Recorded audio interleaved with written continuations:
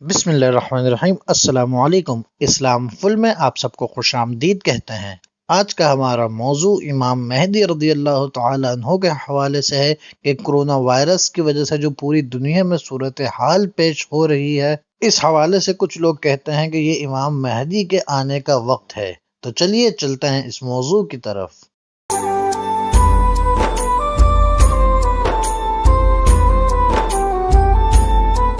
یہ ویڈیو ہماری ایک بہن نے ریکویسٹ کی تھی کہ امام مہدی رضی اللہ تعالیٰ عنہ کے حوالے سے کچھ انفارمیشن دی جائے اور ان کے ظہور کے حوالے سے بتایا جائے، تو اس لیے ہم پہلے چلتے ہیں امام مہدی رضی اللہ تعالیٰ عنہ کے کچھ تعارف کی طرف۔ کہ امام مہدی رضی اللہ تعالیٰ عنہ سید گھرانے سے ہوں گے، حضرت فاطمہ الزہرا رضی اللہ تعالیٰ عنہ کی اولاد میں سے ہوں گے، جیسا کہ حدیث پاک میں ہے مستدرک حاکم کی حدیث نمبر 8671 کہ حضور اکرم صلی اللہ علیہ وسلم کو امام مہدی رضی اللہ تعالیٰ عنہ کا ذکر کرتے ہوئے سنا۔ آپ نے فرمایا کہ مہدی حق ہے، وہ سیدہ فاطمہ الزہرا رضی اللہ تعالیٰ عنہ کی اولاد سے ہوں گے۔ یوں ہی ایک اور حدیث پاک میں حضور اکرم صلی اللہ علیہ وسلم نے امام مہدی رضی اللہ تعالیٰ عنہ کو جنت کا سردار فرمایا۔ چنانچہ ابن ماجہ کی حدیث نمبر 4087 میں حضور اکرم صلی اللہ علیہ وسلم نے فرمایا کہ ہم عبد المطلب کی اولاد اہل جنت کے سردار ہوں گے، یعنی میں، حمزہ، علی، جعفر، حسن، حسین اور مہدی رضی اللہ تعالیٰ عنہم اجمعین۔ اسی طرح ایک اور حدیث پاک حضرت ابو سعید خدری رضی اللہ تعالیٰ عنہ بیان کرتے ہیں کہ حضور اکرم صلی اللہ علیہ وسلم نے ایک بڑی آزمائش کا ذکر فرمایا جو اس امت کو پیش آنے والی ہے، کہ حضور اکرم صلی اللہ علیہ وسلم نے فرمایا کہ ایک زمانے میں اتنا شدید ظلم ہوگا کہ کہیں پناہ کی جگہ نہ ملے گی۔ اس وقت اللہ تعالی میری اولاد میں سے ایک شخص کو پیدا فرمائے گا جو زمین کو عدل و انصاف سے بھر دے گا، اور زمین و آسمان میں رہنے والے ہر کوئی اس سے راضی ہوگا۔ آسمان اپنی تمام بارش موسلادھار برسا دے گا اور زمین اپنی سب پیداوار نکال کر رکھ دے گی، یہاں تک کہ زندہ لوگ تمنا کریں گے کہ جو ہم سے پہلے ظلم کی حالت میں مر گئے، کاش وہ زندہ ہوتے اور اس اچھی حالت کو دیکھ لیتے۔ اس حدیث میں بھی جن شخصیت کا ذکر ہے وہ امام مہدی رضی اللہ تعالیٰ عنہ ہی ہیں۔ یوں ہی الحاوی للفتاوی اور دیلمی میں ایک اور حدیث پاک کے حضرت حذیفہ رضی اللہ تعالیٰ عنہ روایت کرتے ہیں کہ حضور اکرم صلی اللہ علیہ وسلم نے فرمایا کہ مہدی میری نسل سے ہوں گے، ان کا رنگ عربی اور جسامت عجمی ہوگی، ان کے دائیں رخسار پر تل ہوگا، گویا وہ نور افشاں ستارہ ہوں گے، وہ مہدی زمین کو عدل سے بھر دیں گے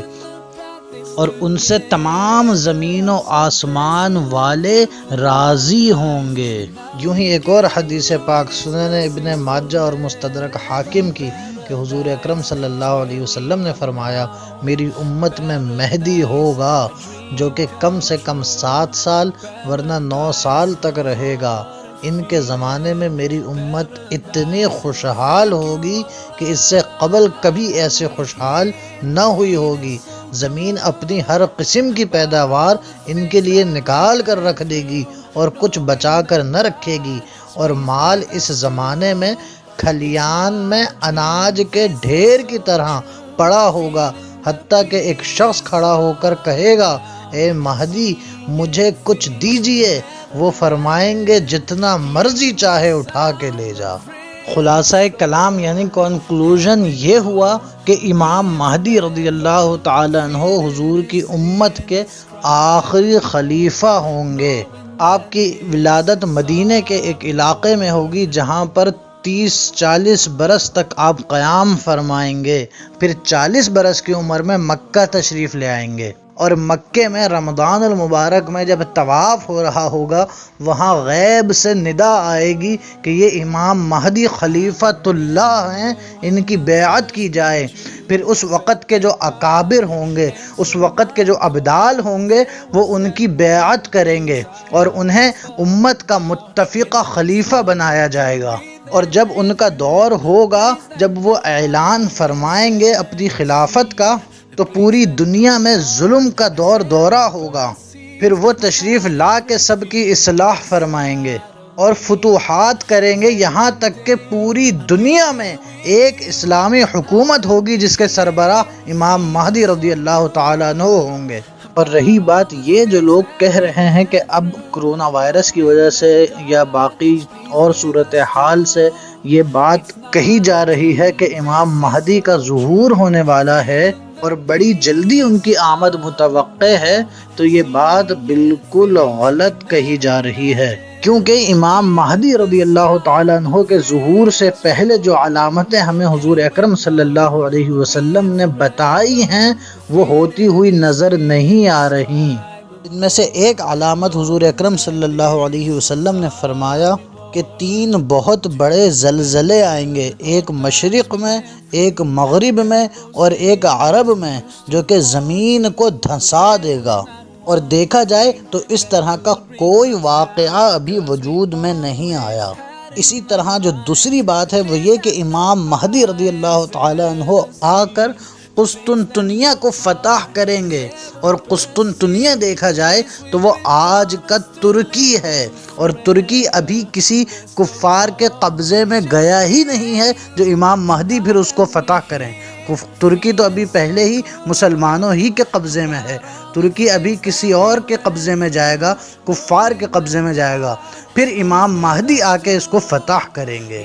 اسی طرح جامع ترمذی کی حدیث پاک ہے کہ حضور اکرم صلی اللہ علیہ وسلم نے فرمایا کہ جنگ عظیم، قسطنطنیہ کی فتح اور دجال کا نکلنا، یہ تینوں واقعات 7 مہینوں کے اندر ہوں گے۔ اب ذرا اندازہ کریں کہ نہ ایسا موسم ہے، نہ ایسا ماحول ہے کہ ابھی جنگ عظیم ہو رہی ہو جو مسلمانوں اور کافروں کے درمیان ہوگی، اور ابھی ایسا بھی کوئی واقعہ یا کوئی بات نہیں ہے کہ دجال کا آنا بھی ممکن ہو۔ اور قسطنطنیہ تو امام مہدی رضی اللہ تعالیٰ عنہ ہی فتح کریں گے، اور ابھی تو وہ پہلے ہی مسلمانوں کے قبضے میں ہے۔ اسی طرح آخری اور بہت بڑی دلیل کہ امام مہدی رضی اللہ تعالیٰ عنہ کا ظہور ابھی چند سالوں میں ممکن نہیں، وہ یہ کہ امام طبری نے اسے تفسیر جامع البیان میں اور امام جلال الدین سیوطی رحمۃ اللہ تعالی علیہ نے تفسیر در منثور میں نقل فرمایا ہے کہ امام مہدی بیت المقدس فتح کریں گے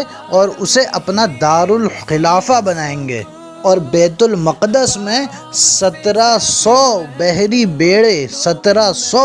بیڑے لدے ہوئے